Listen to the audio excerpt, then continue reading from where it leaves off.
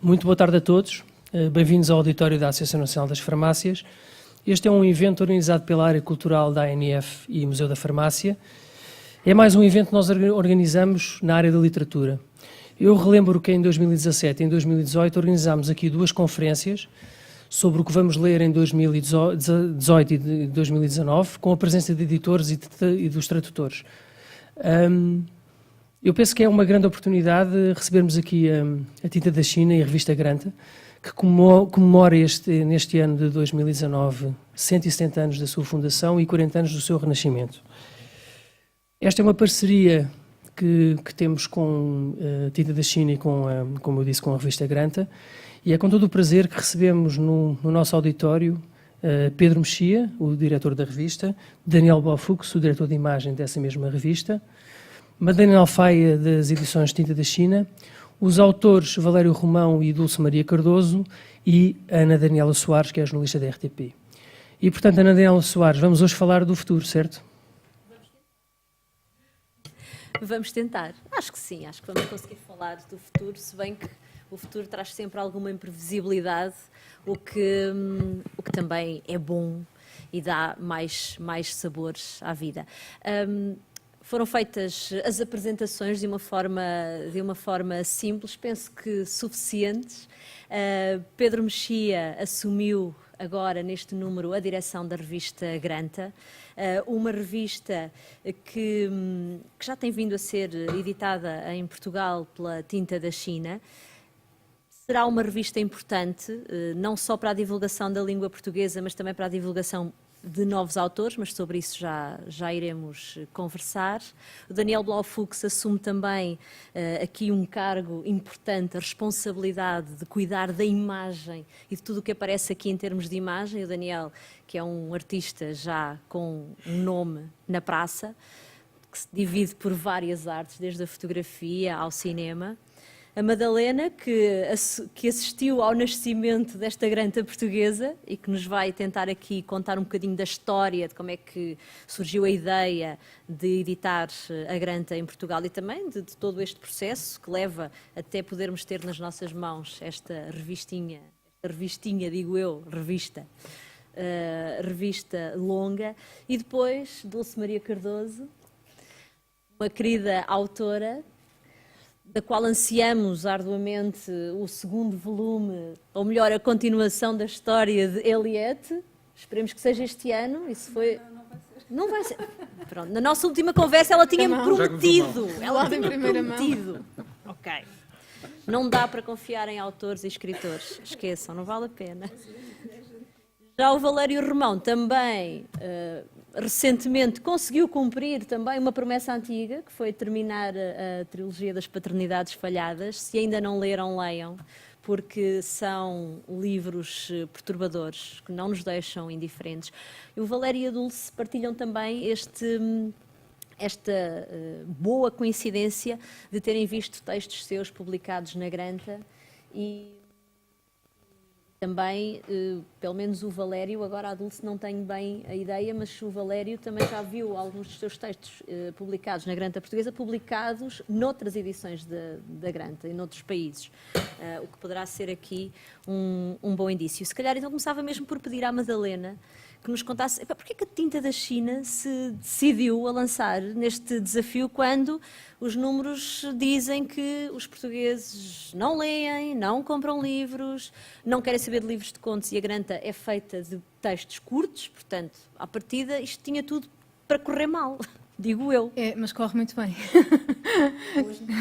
Corre muito bem, também porque a Tinta da China tem investe num trabalho um bocadinho em contracorrente. Exemplo disso é também a coleção de poesia que o Pedro Mexia dirige e que toda a gente acha suicidário, e não é. É uma coleção de grande sucesso até. A Granta foi uma ideia da Bárbara Bolhosa, que não pôde estar presente aqui hoje porque não está em Portugal, que se encontrou num festival literário no Brasil com aquele que era à época o editor da Granta em língua inglesa, o John Freeman. Eles conheceram-se naquele contexto do festival. A Bárbara falou-lhe da admiração que tinha pela revista, O John falou à Bárbara da ambição que eles tinham de ampliar a revista internacionalmente, e houve ali uma sinergia e ficou logo ali mais ou menos decidido que a edição da Granta em Portugal seria feita pela Tinta da China. Foi assim que surgiu, de uma maneira bastante espontânea, como normalmente aparecem os projetos na Tinta da China. E como normalmente nós os trabalhamos, é com todo o empenho e todo o entusiasmo. A Bárbara convidou o Carlos Vaz Marques para dirigir a revista. O Carlos dirigiu-a durante 5 anos, 5 anos e meio, e dirigiu-a muito bem.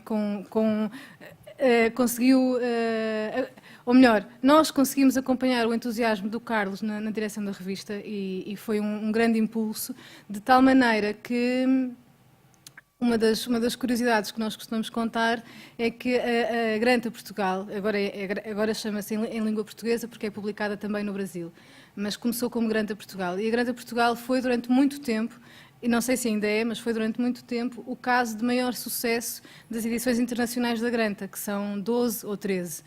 O que é assinalável, não é? Sendo Portugal um país tão pequeno, com as tiragens reduzidas que nós temos, o que aconteceu foi que conseguimos suscitar o interesse de muitos assinantes, e são os assinantes que tornam a revista viável.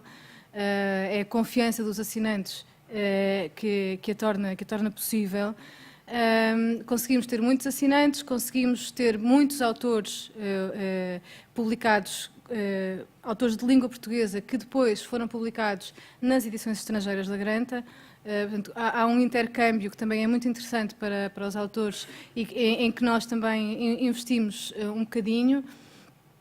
E pronto, foi basicamente assim que as coisas aconteceram. O ano passado, em 2018, a Tinta da China, como também tem um ramo no Brasil, a Tinta da China Brasil, desde 2012, acho, agora já não tenho a certeza, mas acho que é desde 2012, a Bárbara propôs que passássemos, e uma vez que havia uma edição brasileira da Granta, mas que estava mais ou menos a acabar, porque a editora que a publicava passou a pertencer a um grande grupo que não tinha interesse em dar continuidade à revista, e a Bárbara propôs que a Tinta da China publicasse também no Brasil. Portanto, esta edição que sai agora, sai aqui em Portugal e no Brasil ao mesmo tempo, exatamente igual. E agora a revista é dirigida pelo Pedro Mexia em Portugal e pelo Gustavo Pacheco no Brasil. E isto significa, basicamente, que o Pedro escolhe os autores portugueses e o Gustavo escolhe os autores brasileiros, que tentamos que haja paridade.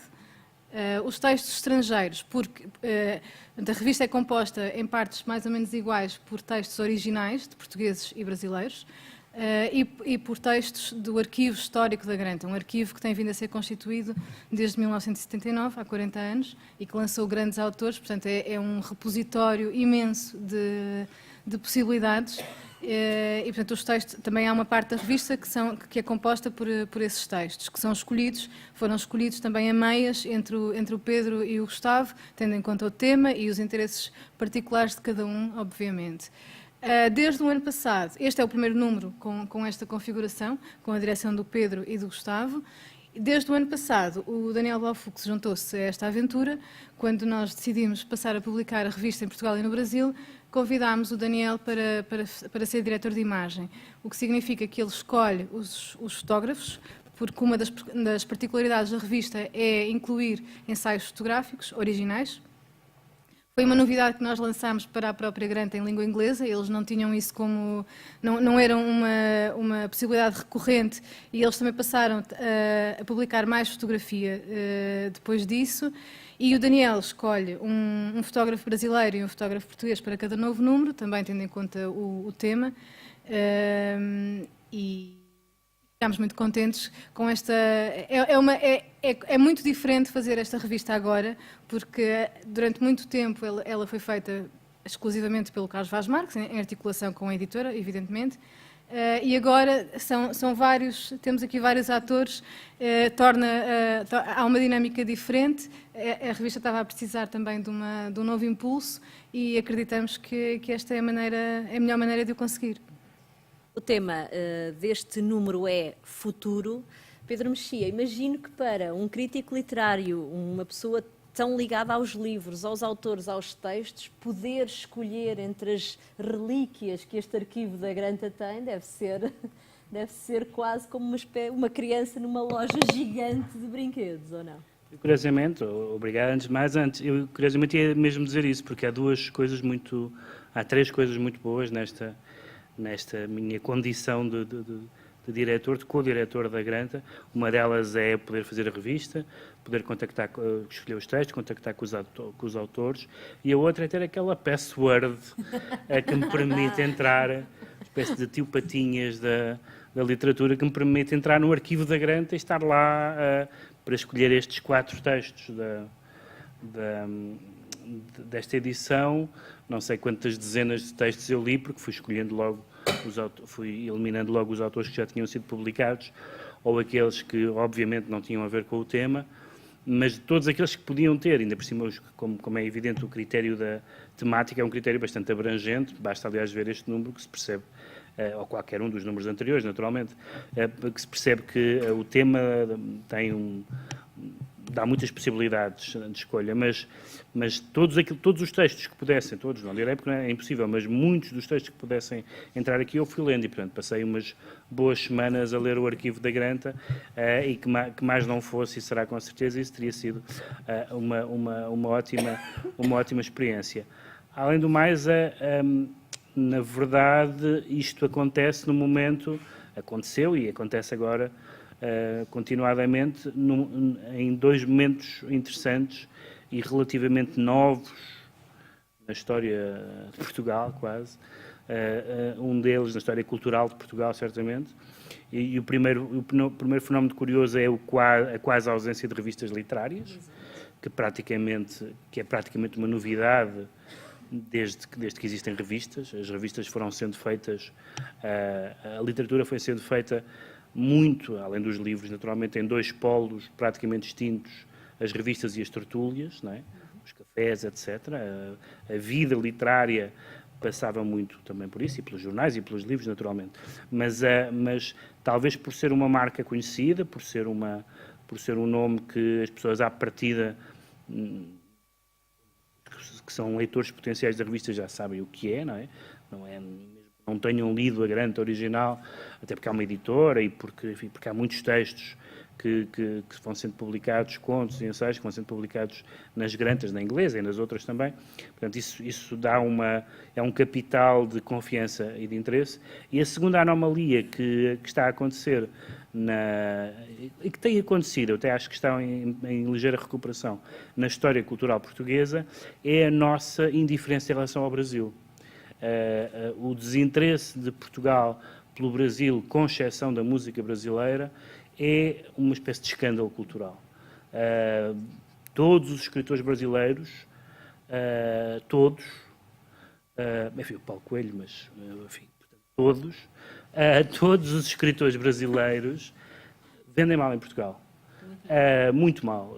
E tem havido várias tentativas de haver coleções de poesia, coleções de ficção, um famoso curso de breve literatura brasileira da Cotovia, coordenado pela Bel Barros Batista, e todos esses projetos, mesmo os que são muito bons e mesmo aqueles que deixaram lastro, correram mal do ponto de vista meramente das vendas. E o que é estranho, há 2 coisas que são estranhas, e por isso é que eu acho que é muito importante esta transformação da revista em revista da língua portuguesa, que aconteceu há 2 números, sendo este o 3º que tem esta designação. Uma foi que, do lado brasileiro, isto não é recíproco, isso lhes fica bem a ele. Ou seja, do lado brasileiro, as vezes em que eu estive no Brasil e os contactos que eu tenho tido com escritores brasileiros e jornalistas, é que no Brasil há um interesse muito maior pela literatura portuguesa.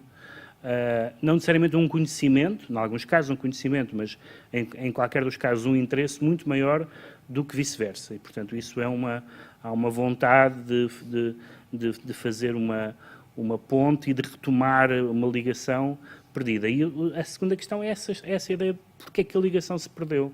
Quando nós lemos, sei lá, ensaios ou até livros mais de caráter autobiográfico de escritores portugueses, estou falando agora dos escritores portugueses dos anos 20, 30, 40, 50, eles falam de escritores brasileiros, dedicam livros a escritores brasileiros, correspondem-se com escritores brasileiros, e isso, houve um momento qualquer histórico em que isso se perdeu. Há alguns entre os anos 70, 80, provavelmente tem a ver com as vicissitudes políticas, provavelmente tem a ver com uma mudança do paradigma da literatura brasileira, que para nós era mais confortável quando era um paradigma rural, e eu acho que os escritores portugueses os leitores portugueses ficaram um bocadinho perdidos com o paradigma Rubem Fonseca, não é? Não, demorou um certo tempo a perceber que a literatura brasileira não era só que não era só essa mitologia dos caciques locais e dos matadores e não sei o quê, embora isso exista e seja muito importante. E portanto esta revista aparece num momento estranho, mas num momento que pode, eventualmente, se tudo correr bem, ser de viragem, porque se Portugal não tem estado à altura do interesse brasileiro, tem havido pessoas em Portugal que estão cientes desse interesse e que tentam que isso seja um bocadinho recíproco. Uma das coisas interessantíssimas, por exemplo, é que, por exemplo, há muitos autores absolutamente canónicos portugueses totalmente desconhecidos do Brasil, que não há um livro nas livrarias, mas, por exemplo, se forem falar com um poeta brasileiro, todos os poetas brasileiros, isto não é uma figura de estilo, todos os poetas brasileiros sabem que é a Adília Lopes, por exemplo. Adília Lopes é um fenómeno no Brasil, provavelmente porque a poesia dela causa uma estranheza em Portugal, no nosso canon poético, no Brasil não causa, não é? E, portanto, há uns fenómenos de interesse e de penetração de uma literatura na outra que acho que devem ser o mais possível explorados, porque foi assim que nós nos demos durante muitas décadas e não há razão nenhuma para que não volte a ser. É também esse o ponto de vista de quem cuida da imagem da Granta, Daniel. Exato. Sobretudo esta tentativa de aproximação. Não, eu penso que a parte de imagem, como a Madalena disse, tem necessariamente a ver com o tema, mas também tem a ver com uma preocupação de escolher artistas que, por um lado, os brasileiros praticamente são desconhecidos em Portugal. Acho que publicamos 4, não é? Este é o terceiro número. Portanto, dos 3 artistas brasileiros, portanto, a Cláudia, o Marcos Chaves e a Lúcia Corre, ninguém alguma vez fez uma exposição em Portugal. E vice-versa, os portugueses também são pouco divulgados no Brasil. Portanto, há um pouco essa preocupação, embora essa não seja a minha primeira preocupação. Não sou nem agente cultural, nem galerista, etc. Gosto é de dar oportunidades a pessoas que eu penso que absolutamente merecem essas oportunidades.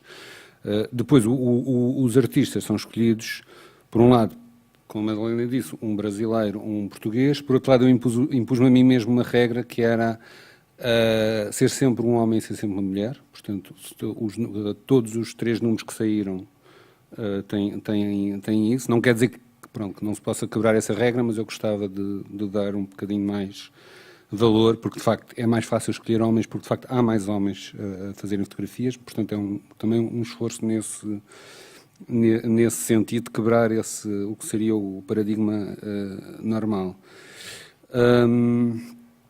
E por outro lado, não convidar propriamente os meus amigos, portanto, é convidar pessoas que eu respeito o trabalho.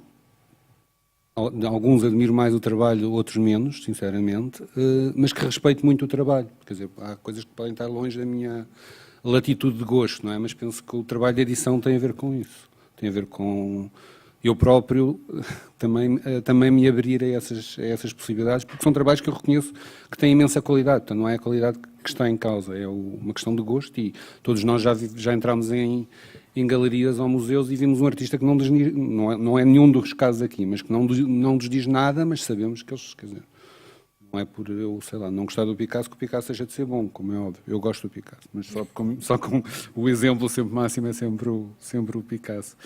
E depois em relação ao tema, não é? Tento sempre encontrar o artista que já tem alguma coisa a ver com o tema. Por exemplo, no caso deste número, e também talvez seja de assinalar que é a primeira capa com fotografia, até agora foram ilustrações.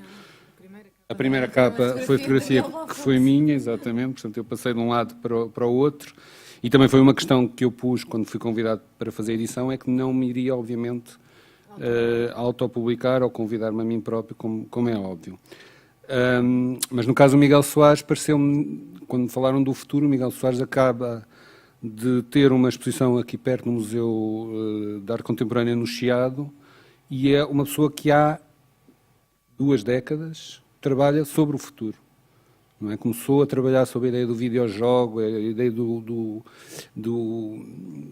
pesquisas do futuro através de ferramentas multimédia, muito antes da maior parte dos artistas no estrangeiro que hoje são conhecidos como tal. Miguel Soares é um caso exemplar de um artista praticamente não reconhecido em Portugal, e finalmente ele agora teve uma exposição mais ou menos grande, mas que para mim fez logo todo o sentido. Portanto, não foi por causa da exposição, mas também foi por causa da exposição.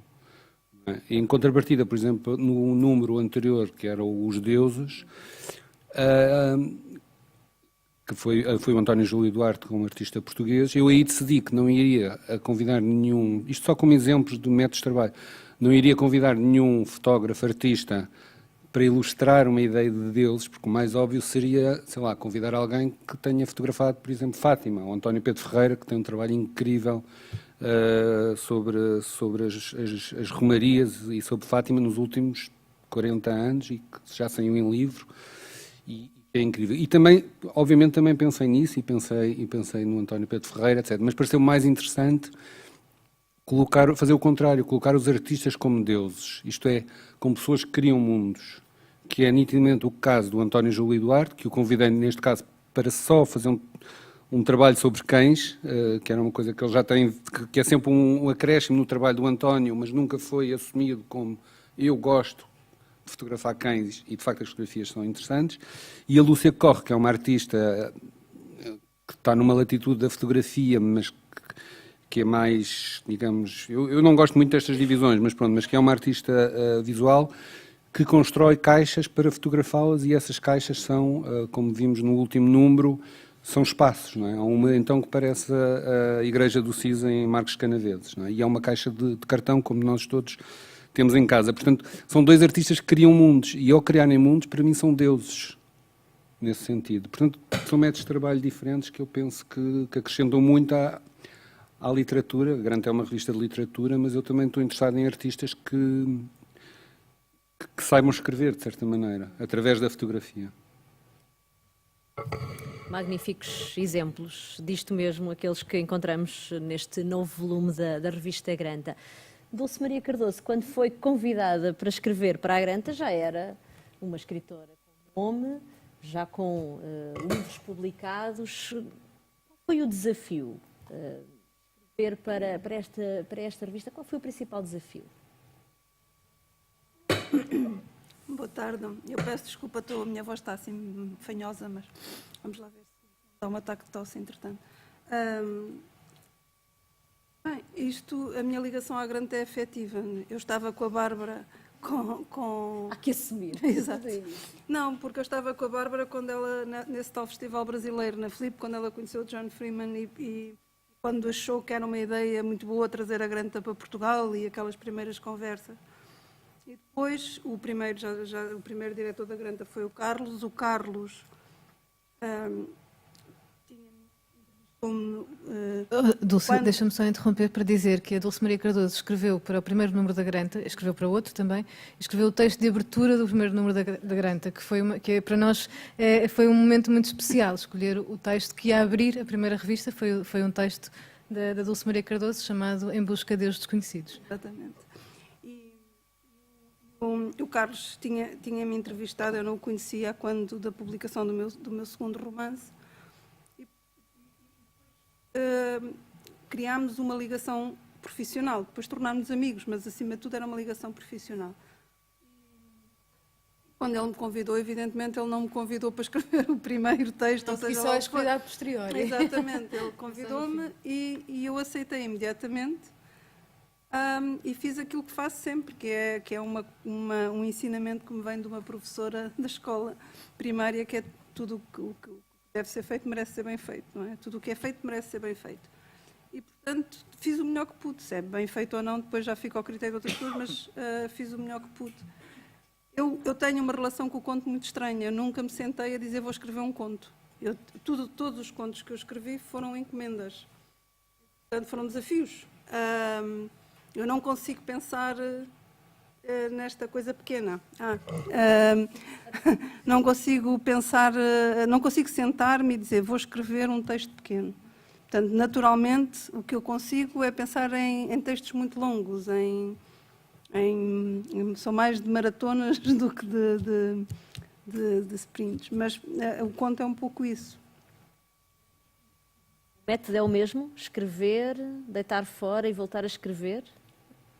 Pois, só que aí não tem muita importância, porque são só uns 6.000 ou 10.000 caracteres, não tem muita importância deitar fora. No romance é que é mais esquisito. No conto não tem importância alguma. Mas sim, é esse o método, porque eu não consigo, eu já expliquei isto várias vezes, eu nunca sei o que vou escrever. Isto dito assim, e de alguma maneira eu escrevo à procura. E nessa procura eu vou por muitos caminhos que depois percebo que não têm interesse, que são becos sem saída, não é? E só que crio, como qualquer pessoa, afeto a esses caminhos errados por onde vou. E tenho alguma dificuldade em desfazer-me deles, em dizer, olha, afinal isto não tem importância, não tem interesse nenhum, isto está muito mal.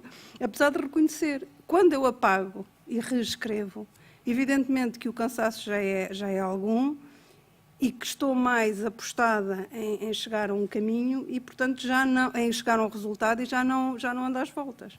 A explicação é relativamente simples. Valério, já tiveste textos teus publicados na Granta em Portugal que depois foram publicados noutras edições. Para um autor, isso obviamente é muito importante.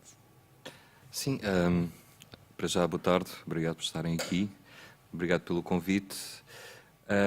O primeiro texto da primeira Granta que teve uma importância, enfim, todo este fenómeno da Granta foi um bocado inesperado, porque ninguém conseguia antecipar que a revista sequer ia chegar à pervectividade que já chegou. Não sabia, a tinta da China não sabia exatamente... Quer dizer, o mercado estava receptivo, se não estava receptivo, depois houve a questão das assinaturas que correram muito bem, mas à primeira ninguém sabia exatamente como é que iam correr. O primeiro conto que eu publiquei na primeira Granta foi um bocado uma aposta do Carlos na altura. Eu tinha publicado o Autismo e o Carlos tinha gostado do livro e pediu-me, não queres escrever um texto sem limite de tamanho?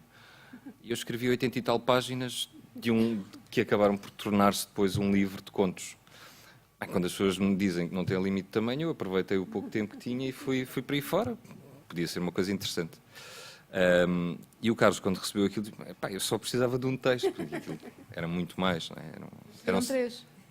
Depois dessa primeira leva saíram 3. Sim, saíram 3. Depois, a certa altura, percebeu-se que aqueles textos... percebeu-se primeiro que o primeiro texto publicado na primeira Granta, que era o Eu, não é? O assunto, o tema... À medida que fomos recuperando a mãe. Exato, à medida que fomos recuperando a mãe, que saiu no Eu, foi um dos textos mais falados, não sei o quê, uma coisa... Eu tenho, por acaso, não é por acaso, não é? Mas num gesto de modéstia, é um texto que eu ainda continuo a gostar bastante, porque acho que é bastante económico e dessa simplicidade faz toda uma história sem precisar de artifícios nem de coadjuvantes. E teve uma repercussão muito, muito interessante. Eu estava no início de carreira, quer dizer, os escritores agora estão sempre no início de carreira.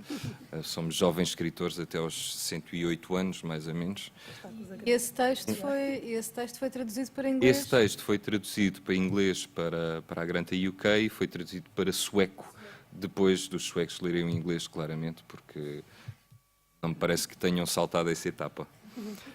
E foi muito engraçado, que uma amiga minha que lê sueco teve-me a ler esse texto e eu pensei, eu imaginei-me uma versão mais ou menos lusotropical de um Bergman, assim uma coisa com o mesmo grau de negritude, mas com um bocadinho de samba ou um bocadinho de fado ali à mistura.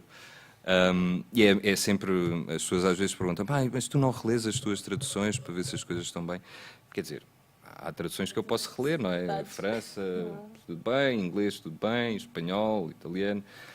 Mas para que preocupar-me com isso? Um dia tenho uma tradução em chinês ou em croata e... Para quê? Quer dizer, há aquele gesto económico de não pensar muito no assunto e deixar que a coisa siga o seu rumo. E depois, claramente, como as más notícias tardam, mas chegam sempre, se a coisa estiver muito má, alguém há de dar conta disso. Mas sim, sinto-me muito ligado a esta revista e a este projeto, porque para além de ter conhecido, eu lembro-me que conheci a Dulce na noite da apresentação da Granta. Eu já era fã da Dulce, mas quer dizer, não ia propriamente bater-lhe à porta. Olá, eu sou o Valério. Portanto, nessa noite proporcionou-se... ainda fomos dançar para o Caixo de Dré. Para a Jamaica. Não, para Roterdão. Pronto, não queremos saber Não foi mais. nada, Jamaica. Foi? Aposto para a Jamaica. Pronto, eu já tinha bebido alguns marquinhos, Jamaica, portanto confio na Dulce e no GPS dela e na memória. E foi muito interessante porque sempre me senti ligado a esta revista e à medida que ela foi evoluindo, eu também, a minha carreira, chamemos-lhe assim por hora, eufemisticamente também foi fazendo o seu percurso e a Granta tem-me chamado várias vezes para voltar a dizer umas coisas e têm sempre saído uns textos de que eu olho para trás e depois digo, escrevi para a Granta e até tem a sua piada, correu bem. Corrige-me só se eu estiver errada. Não sei se a memória me está aqui a falhar, a atraiçoar ou não. Mas fiquei um bocadinho com a ideia que, muito provavelmente, os contos que escreveste para a Granta ajudaram-te depois na escrita dos teus romances. Não, eu lancei depois um livro de contos, o da família. Não. Em termos de temáticas e de forma... Não, aquilo já estava lá. Estava lá. Aliás, quando eu escrevi para a Granta na temática da família, é porque a temática na altura colonizou-me, mais ou menos de forma parasitária, e aquilo acabou por sair, e se tudo correr bem agora nunca mais falo disso. Sério? Fechado esse dossiê. Tchau. Ex-namorada, tchau. Madalena, estas mudanças... já agora eu tenho que fazer uma pergunta, porque é uma curiosidade mórbida. Vocês lançavam o desafio das pessoas enviarem fotografias quando recebiam a Granta em casa, não é? Enviarem umas fotografias de onde tinham a revista. Pronto, era isso que eu ia perguntar à Madalena. Mas qual foi a fotografia mais esquisita que vocês já receberam? Já agora, curiosidade mórbida, pura. Não me lembro. Não me lembro, quer dizer, lembro-me de algumas engraçadas que nos faziam rir. Porque o que aconteceu foi, isso começou como uma brincadeira, precisamente porque os assinantes recebem a revista antes dela chegar às livrarias. E a ideia era um bocadinho suscitar a curiosidade de quem ainda não tinha a revista, vê-la nas mãos de leitores. Lembro-me da primeira vez que fizemos isso ter sido uma avalanche e não paravam de chegar fotografias e nós já não sabíamos muito bem o que fazer a tanta fotografia e depois as pessoas obviamente queriam vê-las publicadas e então houve ali uma altura que tivemos alguma dificuldade em gerir a avalanche de fotografias. Lembro-me de algumas fotografias engraçadas de pessoas, sei lá, levavam a revista para todo o lado, para a cozinha, para a praia, para a casa de banho, sim. E, entretanto, o diretor de imagem acabou com isso. Não, nós não acabámos com isso. A questão foi, nós tentamos sempre trazer um elemento novo e aquilo depois deixou de ser novo, não é? Deixou de ter graça, porque às tantas já era só, as pessoas já estavam a tentar também ser engraçadas, já não era espontâneo como foi durante algum tempo. E foi por isso que deixámos de fazer esse desafio. Mas é curioso, porque ainda neste novo número, os assinantes, quando começaram a recebê-las, puseram comentários nos posts de Facebook com as fotografias da revista. Portanto, aquilo pegou, ainda hoje há pessoas que a fotografam e dizem, já recebi a minha. Prova. É engraçado porque há uma relação, de facto, o Valério falou disso, e é verdade, há uma relação afetiva entre a equipa que faz a Granta e os leitores da Granta, os assinantes da Granta, e também esta relação que se foi criando com tanta gente que já contribuiu para a Granta. Porque, de facto, não é por acaso que o Valério já escreveu 4 vezes, precisamente porque a primeira vez que foi convidado enviou material a mais, não é? E depois nós também não queríamos desperdiçá-lo, porque era bom. E depois ainda escreveu um 4º texto. A Dulce já escreveu 2 vezes. O Pedro Mexia, antes de ser diretor da Granta, escreveu um texto fabuloso para a Granta 5, a Granta Falhar Melhor. Portanto, também já esteve do outro lado. O Daniel também foi um dos primeiros autores. A primeira Granta, evidentemente, foi muito importante para nós, porque foi o nosso bebê, não é? Naquela altura, e nós quisemos que nela estivessem presentes as pessoas que nós mais admirávamos, e entre elas contam-se realmente a Dulce, o Valério, o Daniel, e por isso é que este painel também me é muito caro, porque eu estou na revista desde o início, e porque as contribuições foram evoluindo. E o Pedro agora é um dos diretores, o Daniel é diretor de imagem, a Dulce e o Valério...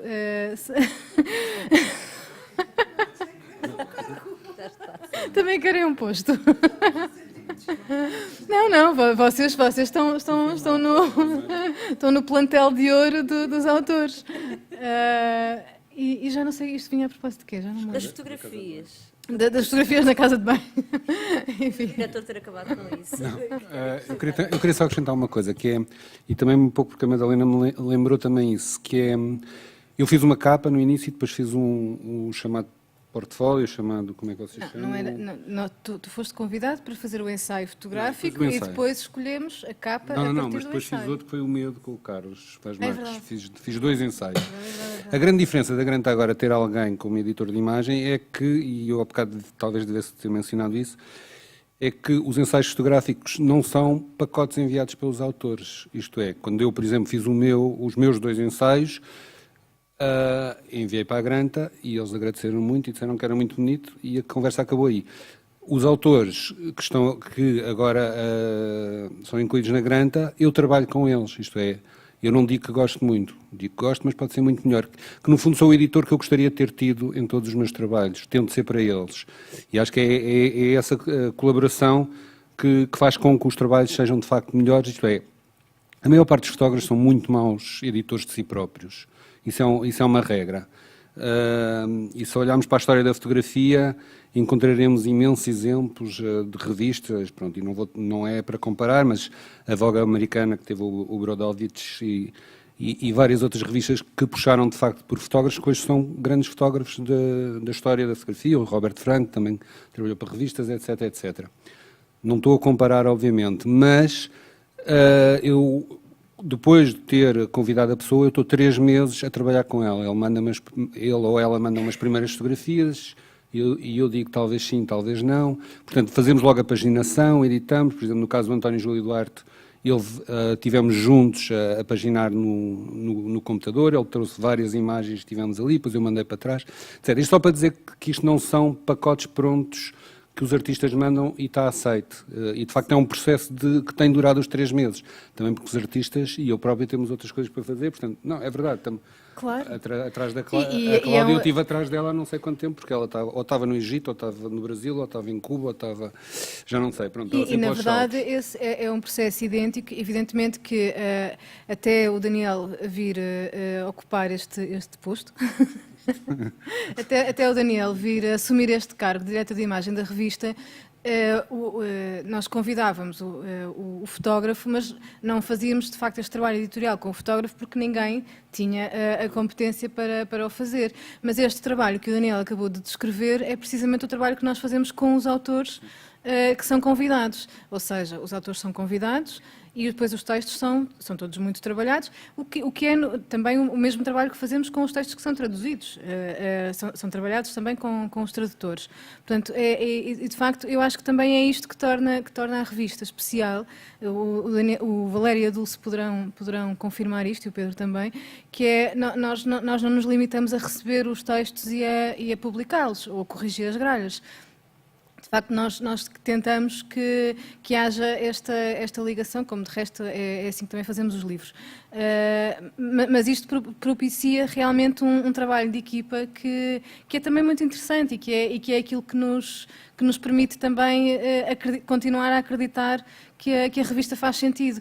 E eu estou convencida de que parte do sucesso da revista, claro que a maior fatia vai para os autores que a compõem e para o interesse dos textos e dos ensaios fotográficos, mas parte do sucesso da revista também tem a ver com este compromisso e com este empenho de todas as partes em que ela seja, de facto, bem feita.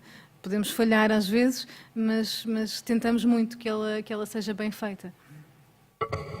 Pedro, o tema deste número é futuro e logo no texto da apresentação, isto está tudo dito, o futuro já não é o que era e por isso mesmo há que dedicar uma grande a este tema.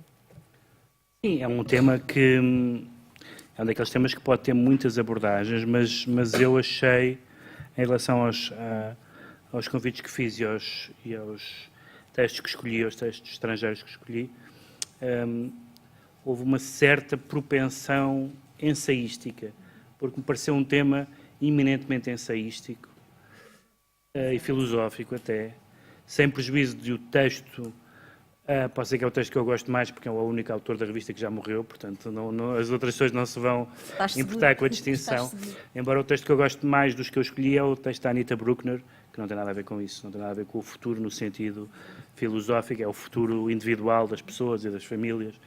E é um texto realmente fantástico e que eu descobri porque eu nunca tinha lido nenhum conto da Anita Bruckner, que era uma romancista muito prolífica e conhecia crítica e conhecia ensaios, mas não sabia que ela tinha contos e quando descobri esse conto no arquivo da Granta foi óbvio que esse conto estaria escolhido. Mas a minha experiência de leitor da Granta, quer da Granta portuguesa, quer da Granta inglesa, e eu não há nenhuma teoria por trás disto, é apenas uma experiência empírica, é que quase sempre gosto mais da não ficção do que da ficção.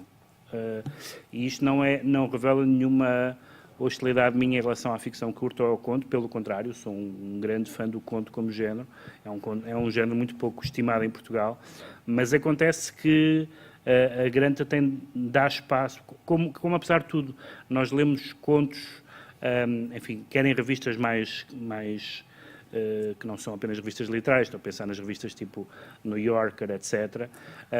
Quer porque, apesar de tudo, há um número suficiente de contistas que têm uma carreira, ou porque são romancistas e também lhes permitem publicar contos, ou porque conseguiram entrar no nicho de contistas, que nós conhecemos. Mas há uma forma, por exemplo, o ensaio pessoal, o ensaio autobiográfico, que eu gosto muito e que não se vê muito, que não é muito fácil as pessoas editarem esse tipo de livros, que os jornais tradicionais, mainstream, não estão muito dispostos a apostar ou naquele tom, ou naquela extensão, e portanto, eu tenho algum interesse em puxar bastante por essa dimensão do ensaio, não apenas do ensaio pessoal, mas particularmente do ensaio pessoal, porque dos ensaios, por exemplo, os ensaios, digamos, críticos, daquele género da revista académica, etc.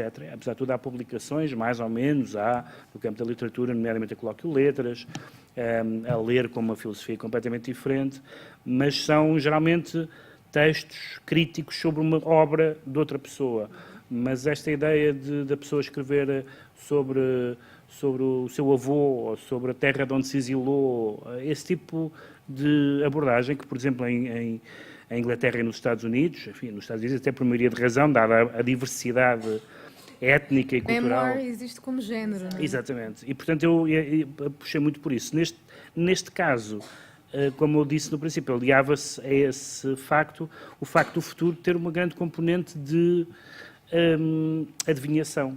E, portanto, os textos, nomeadamente os textos portugueses, e muito particularmente os textos do Álvaro Domingues e do Rogério Casanova, são textos sobre as tentativas periódicas que há de adivinhar o futuro. Como é que vamos ser daqui a 50 anos? E em alguns casos, como mostra o texto do Rogério, em alguns casos, isso a posteriori é cómico. É cómico pensar o que é que as pessoas achavam no passado que o futuro, que o futuro ia ser. Mas isto sem prejuízo de haver, sem problema nenhuma, um número futuro em que eu só escolha contos. Mas neste caso achei que há um tema, há um texto sobre as utopias. Portanto, achei que essa ideia do futuro tinha uma dimensão ensaística forte que neste caso se juntou ao meu gosto pela própria forma. Foste surpreendido por aquilo que os autores portugueses te enviaram. A Madalena sorriu, isto quer dizer que... Sim, porque como a Granta é uma revista justamente, quer dizer híbrida, mas não sei se é essa a palavra, é uma revista de textos de formato longo, ou pelo menos longo, comparado com o que são os textos de jornal, mas não é uma revista literária, mas também tem jornalismo, e portanto não existe verdadeiramente o tom da Granta, ou seja, não há, mesmo esta edição tem textos muito diferentes e, portanto, em alguns casos, os autores, na primeira versão, que em alguns casos foi mais trabalhada do que noutros,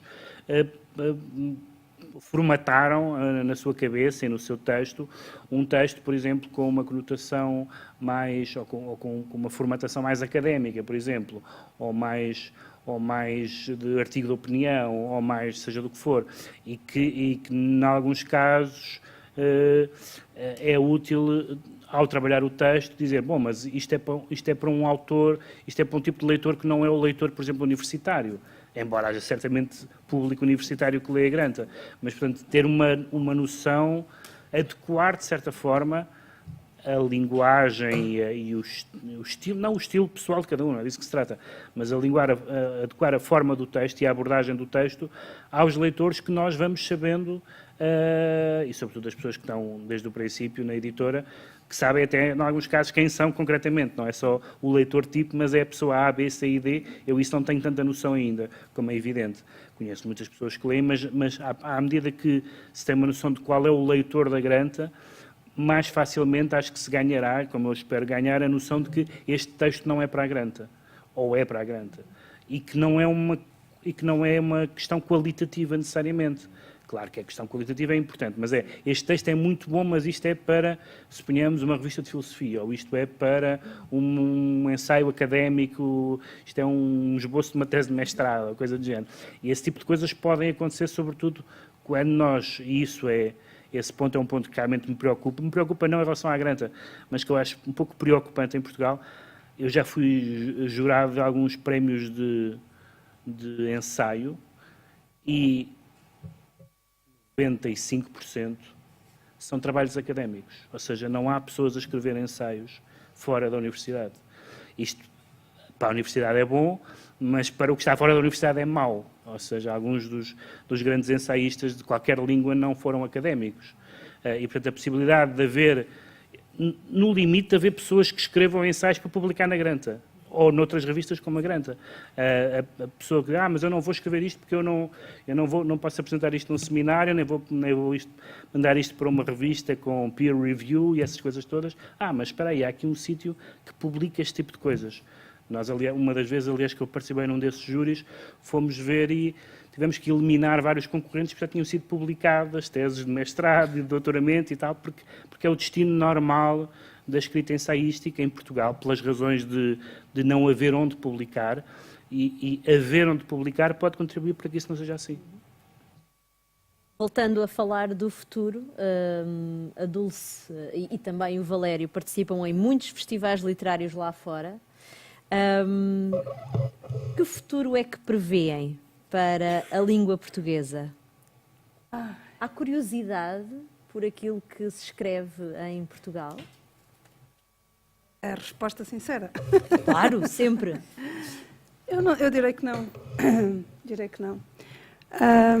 Direi que não, e há bocadinho o Pedro falou no Brasil, e eu agora estive há umas semanas na Colômbia, e estive com um escritor brasileiro, que é o Giovanni Martins, E houve uma coisa muito engraçada, ele escreveu um livro de contos, e o primeiro conto, para mim, é ininteligível.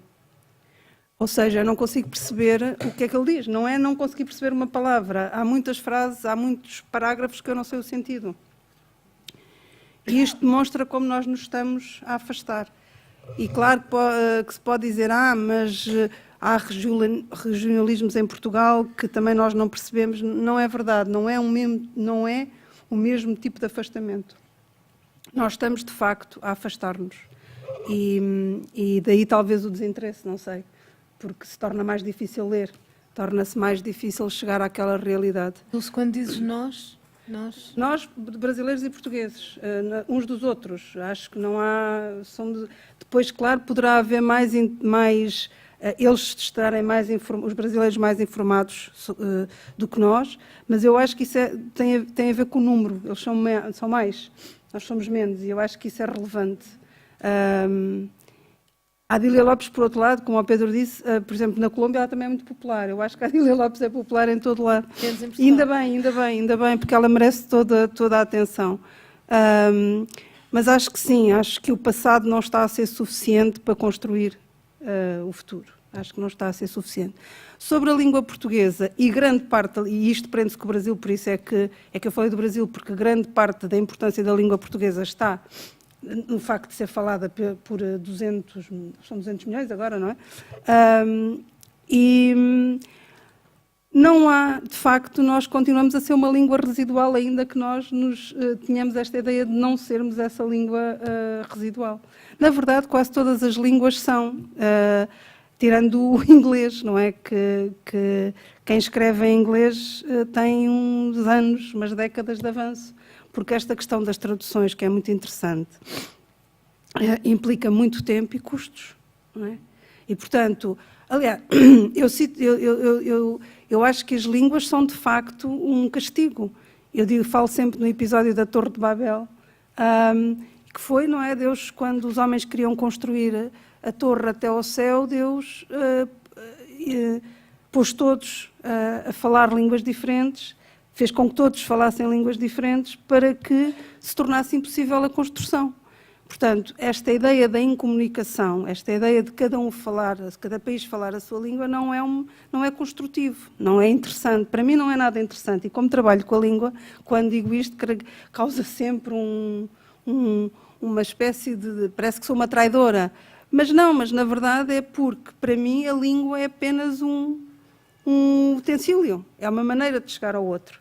Aliás, acho que a linguagem está sobrevalorizada, porque nós achamos que porque falamos, porque produzimos estes sons, nos vamos entender. E, na maior parte das vezes, causa desentendimentos, porque é muito complicado entendermos de qualquer maneira. Mas temos esta ideia, esta falácia de que a linguagem nos ajuda. E ajuda até certo ponto, obviamente, mas não como nós pensamos na extensão que nós pensamos que ajuda. Em relação à língua portuguesa, eu falo sempre em português. E sou das poucas autoras que faz isso. Eu exijo falar sempre em português. Só quando não há mesmo hipótese, por exemplo, estava em Salónica, na Grécia, e não havia lá ninguém que me pudesse traduzir, eu falei em inglês. E eu falo em português, apesar de achar que as línguas são um castigo, porque acho que um autor não tem mais do que a sua língua. E, portanto, se nós depois também vamos para os festivais e falamos em inglês, francês e espanhol, e quase todos os autores portugueses fazem isso, porque temos esta ideia de que somos poliglotas e porque também somos pequeninos e, portanto, estamos sempre a querer agradar os outros. Basicamente, acho que é isso. E também há aqui, se calhar, uma ideia presunçosa de eles não falam, mas nós falamos. Portanto, não sei o que é que motiva, mas eu falo sempre em português, neste sentido de falo sempre em português, apesar de me achar condenada à língua, mas falo sempre em português. E é muito... por exemplo, nunca há tradutores portugueses, há sempre tradutores brasileiros. É muito difícil encontrar um tradutor português. E é muito difícil as pessoas identificarem o português. Dizem, parece russo, parece polaco. Portanto, e o brasileiro identifica melhor. E até acham que é outra língua, por causa das vogais mais abertas. E, portanto, acho que também o esforço da língua, de manter a língua, começa por nós. E uma medida que eu acho era cada autor até porque também para dar trabalho aos tradutores, que é uma profissão que também tem que ser acarinhada, falar em português. Era importante, é importante esse esforço de dizer eu falo em português e os senhores vão ouvir português. É importante. E é uma portanto, é o que eu faço pela língua. Não é muito, eu sei, mas é o que eu faço para que se ouça português. Para que de repente não sejamos já não somos anexados à Espanha, não é? Mas a coisa ainda é complicada. Valério, falas português nos festivais literários lá fora? Eu não tenho a coragem da Dulce. Sou provavelmente É mais... realmente uma atitude corajosa, atenção, estamos aqui a brincar, mas Eu sou muito português nisso, faço sempre o jeitinho. Desenrasco. Não, bem, eu falo em... Pronto, não tem problema. Aliás, lembras-te uma vez que estivemos em Bruxelas e... Eu falei em português. Foste a única que falaste em português. Sou sempre a única. E eu, pronto, fiz o jeitinho, como falo um bocadinho de francês, lá falei em francês.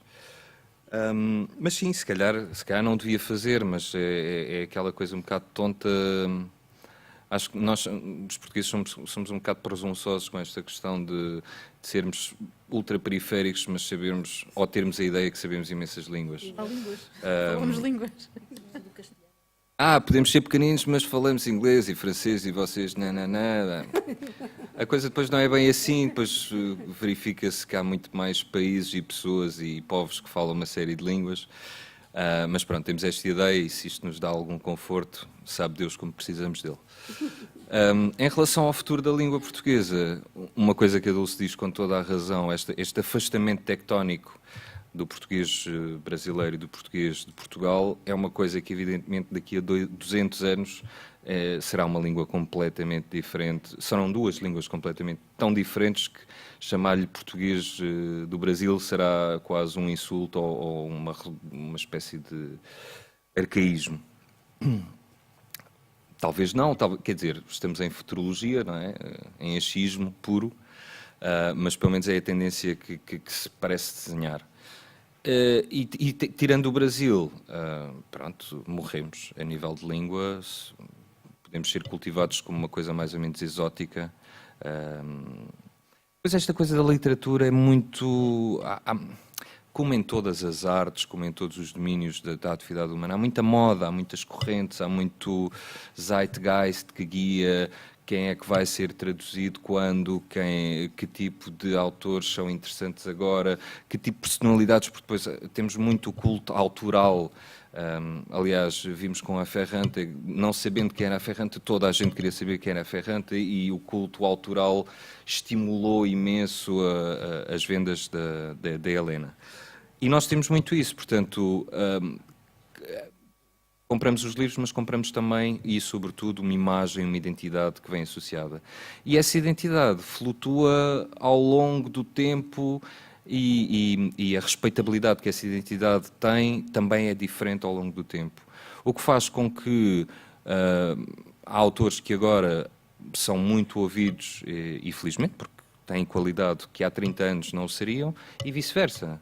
Portanto, isto é tudo tão... É um mundo muito complicado, cheio de rituais e de regras e de coisas mais ou menos intersticiais e subreptícias, que não se tem propriamente uma visão clara, sobretudo de fora, e depois onde se depende muito também de um golpe de sorte, uma espécie de portinha que se abre e que, como a Granta, por exemplo, acho que foi bom para todos os autores que participaram nela.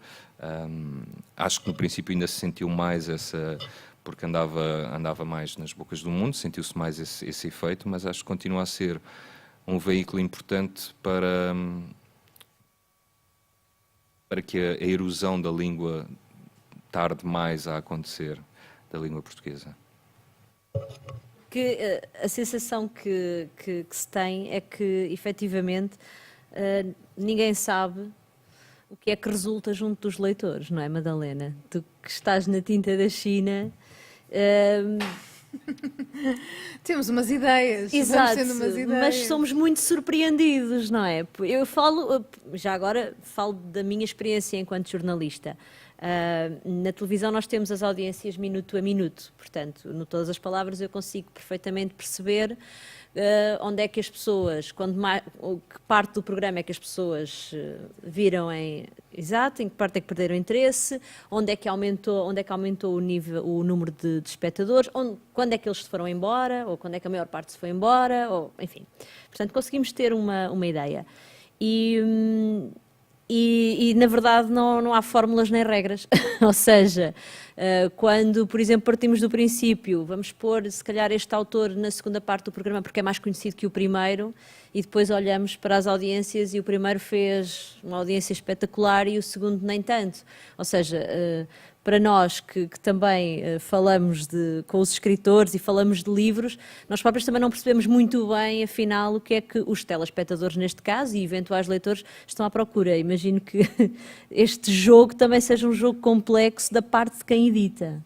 Sim, a Tinta da China também é uma editora particular, não é? Porque nós publicamos um número relativamente reduzido de autores, não publicamos muitas traduções, não publicamos muitos autores estrangeiros, e, portanto, nós sabemos mais ou menos o que esperar dos autores que publicamos, exceto, obviamente, quando publicamos um autor novo desconhecido, aí é muito às escuras. Eu acho que, de facto, não há uma regra, não há uma chave para se entender. A coleção de poesia é um exemplo disso, exatamente. Publicámos autores absolutamente desconhecidos e que já vão em segundas edições, ganharam prémios. Publicámos a Matilde, por exemplo, sim, mas a Cláudia Sampaio também, por exemplo, só assim, para lembrar de alguns. Assim, a Matilde Campilho foi um caso completamente à parte. Mas eu acho que não há maneira de sondar como é que as pessoas vão reagir à novidade, não é? Não sei, Pedro, o que é que tu achas? Em alguns casos, por exemplo, na ficção, a sensação que eu tenho, até porque estas coisas também muito do impacto internacional, às vezes tem a ver com o timing. Eu lembro-me, por exemplo, penso que ainda nos anos 90, não sei exatamente em que data, eu ter lido o primeiro livro do Bolanho que saiu em português e que foi um Nado Morto, e eu gostei imenso daquilo. E lembro-me que a editora, que era a Maria da Piedade Ferreira, me disse, não está a pegar. E depois, quando ele morreu e quando houve o boom Bolanho, o Bolanho pegou, não é? Noutros casos, há fenómenos que se produziram em todo o lado, menos cá, como, por exemplo, em todo o lado é um exagero, mas, por exemplo, há uns casos que são, de facto, em todo o lado. O Knausgaard é um caso, a Ferrante é o outro, mas, por exemplo, o David Foster Wallace não pegou cá. Não pegou cá, talvez porque é à base do tijolo e, portanto, isso desmotiva um bocadinho os leitores, mas há fenómenos que não há uma lógica. Na coleção de poesia de que a Manuela estava a falar, um dos livros que vendeu mais foi a reedição de um poeta que pouca gente conhece como poeta, que era o António Reis, que já morreu há alguns anos, que é conhecido como cineasta, e bastante conhecido como cineasta, é o autor de Trás-os-Montes e de outros filmes, mas que só as pessoas mais velhas é que se lembram do António Reis poeta. Sim, depois temos o caso, por exemplo, do John Berryman, que é um grandíssimo poeta. Sim, que é o meu livro favorito da coleção, e é o que vendeu menos, talvez, um dos que vendeu menos. Portanto, não há... Vá-se lá perceber, afinal, o que é que as pessoas querem. Nas artes visuais, isto é mais fácil, Daniel? É? Não, nem pensar. Se fosse fácil era para os outros. Não sei. Eu não sou galerista, portanto... Mas sei que aquilo que eu escolho nas minhas exposições... Aquela fotografia que eu, na minha exposição, levaria eventualmente para pendurar na minha casa, nunca é vendida. Isso eu sei. Nunca é vendida. Não é? Sim e não, assim, porque de facto há um lado que nós não conseguimos prever.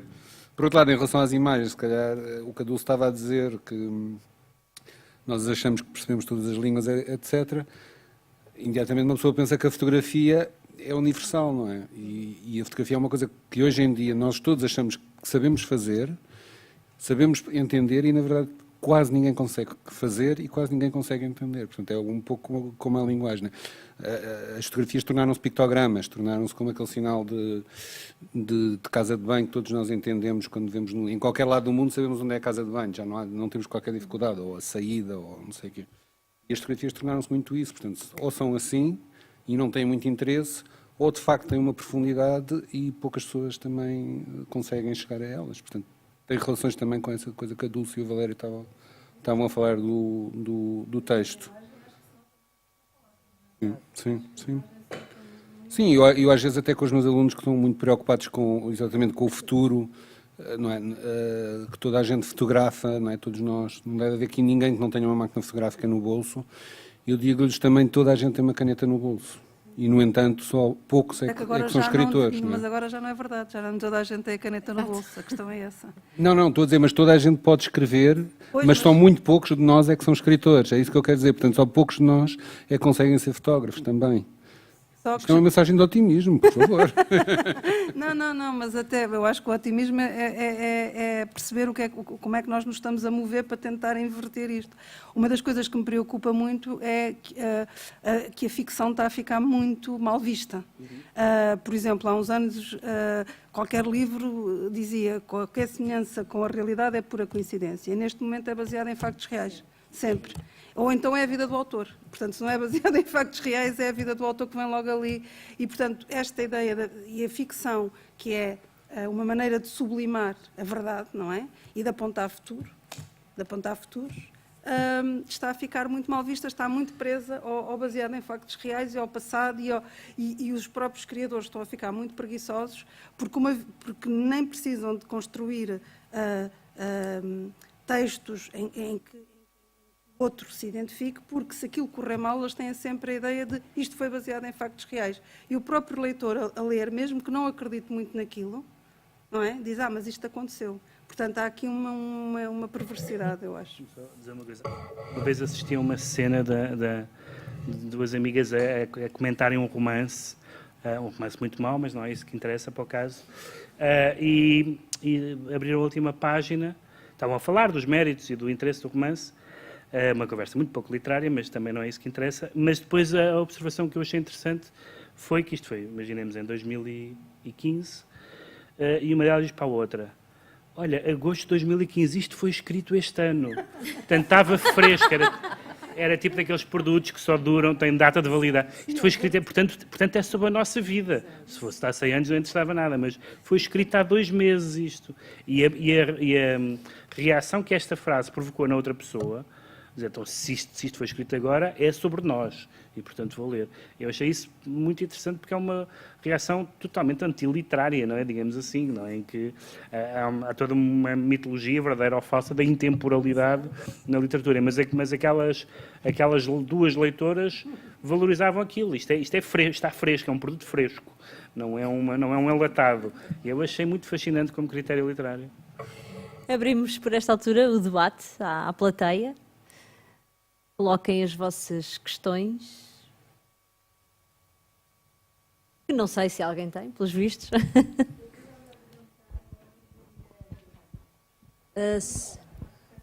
Só vem aí um microfone. E venho eu. Para nos ouvirmos melhor.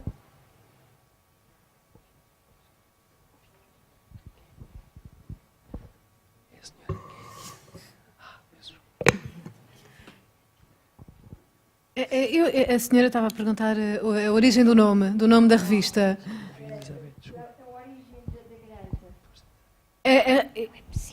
Como é que o nome, propriamente dito, surgiu, eu não sei dizer. Sei que a primeira versão da Granta foi constituída na Universidade de Cambridge, na Inglaterra, por um grupo de estudantes que queria fazer uma revista literária, suponho que bastante diferente do que ela é. E essa primeira tentativa foi mais ou menos infrutífera, e depois em 1979 a ideia foi retomada e a Granta assumiu a forma que tem hoje. O nome, não sei. Sabes? Há ali alguém que sabe? É verdade, o Rio, é verdade. É verdade. Sim, é o nome do rio que passava perto dessa universidade. É verdade, Sara, obrigada. Já não me lembrava dessa história. Mais alguma questão? Estão a fazer de propósito para eu andar aqui à volta. Exato, exercício. Olá, boa tarde. Eu queria saber qual foi a principal razão. Claro que há a questão da língua portuguesa que os levaram a ter uma grande Portugal para a língua ser agora o estandarte da língua portuguesa. Há a questão do mercado em si, não é? Mas, Não é tanto uma questão de mercado. eu sei, mas não se terá perdido também um bocadinho a voz daquilo que existe em Portugal, e os escritores portugueses, se isso poderá Não, dizer a assim. ideia é precisamente, retomando aquilo de que o Pedro Mexia falou, de que há um diálogo difícil entre Portugal e o Brasil a nível literário. A ideia foi precisamente tentar quebrar essa dificuldade, aproveitar, é tudo mais ou menos casual, não é? Aproveitar o facto de a Tinta da China estar também no Brasil e tentar que este intercâmbio, ou seja, que os autores que nós publicamos, os autores originais que nós publicamos na Granta, os autores portugueses originais, sejam lidos no Brasil, e os autores brasileiros, que neste caso são escolhidos pelo Gustavo Pacheco, sejam lidos em Portugal. São autores... os autores que o Gustavo escolheu para este número, eu só conhecia um deles, por exemplo. É tentar quebrar esta fronteira, tentar aproximar os dois países, as duas línguas, as duas literaturas, as vozes, as várias vozes. Acho que é basicamente isto. Não... E também, de alguma forma, vamos lá ver, nós começámos a fazer a Granta em 2013. Ela teve um ciclo e os projetos precisam de ser renovados, precisam de ganhar novos impulsos regularmente para também continuarem a ter interesse para os leitores e também para nós que a fazemos, não é? Também trabalhamos assim, dessa maneira. E esta foi a maneira de haver um novo ciclo da revista. Acho que fundamentalmente é isso. Obrigado. Alguma questão?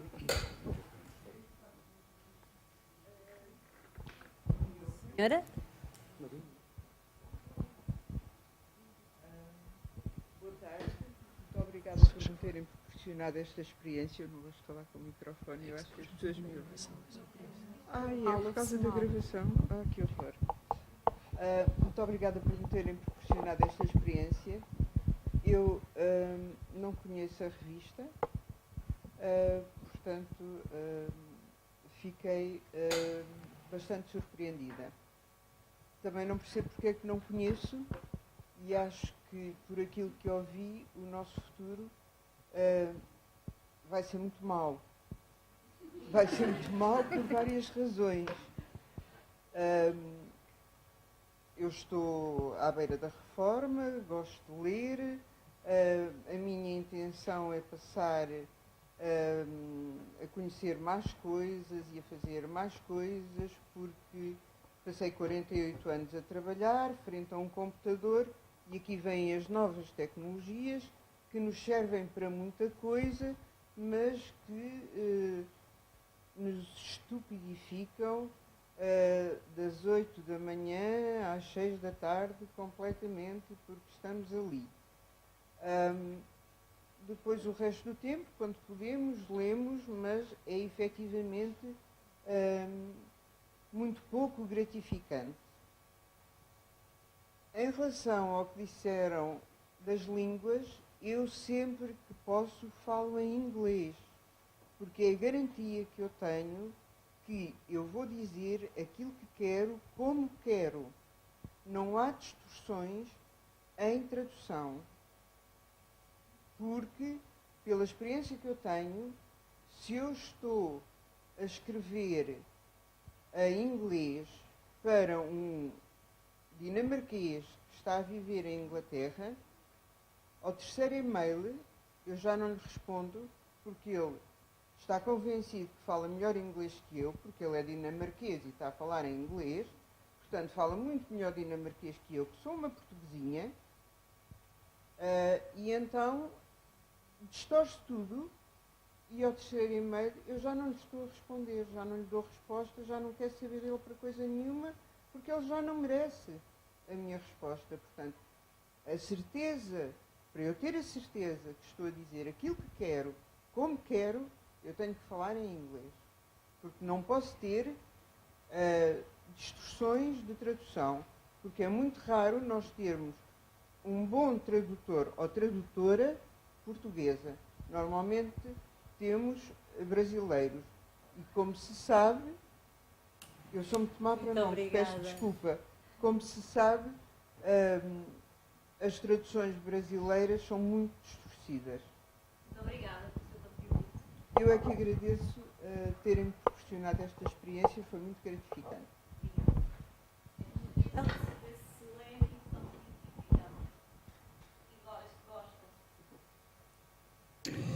Bem, Que é considerado. sim, aliás, há um diretamente e outro indiretamente, que é o Ballard, enfim, não é bem ficção científica, o Philip K. Dick é claramente ficção científica, e além do mais, na minha opinião, um dos grandes escritores do século XX, ponto. Evidentemente que quando nós falamos deste tema, a ideia da ficção científica estar presente era uma ideia que era importante para nós. Em alguns autores mais óbvios, estrangeiros, isso não aconteceu. Eu encontrei aquele texto sobre o Ballard, que eu achei um texto, para quem não conhece nada do Ballard, enfim, conhecerá através do cinema, pelo menos, era, digamos assim, uma introdução e um chamariz para as pessoas irem ler o Ballard. E o Gustavo Pacheco lembrou-se desta ideia ótima de traduzir umas páginas daquele volumoso, chamemos-lhe diário, não sei bem o que aquilo é, do Philip K. Dick, de 8.000 páginas, que ele escreveu no fim da vida, com algumas ajudas, digamos assim, porque ele consumia bastantes ajudas, que é um livro estranhíssimo, é um dos livros mais, que se chama Exegese, e que é um livro, é uma mistura de diário, ensaio, paranoia, e portanto, acho que quando está o Philip K. Dick, está, digamos assim, que a ficção científica está representada ao mais alto nível, digamos assim.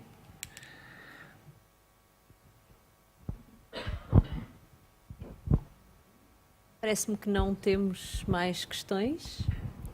Muito obrigada por terem estado aqui hoje connosco. Obrigada pelo convite e obrigada a todos os convidados. Boa tarde.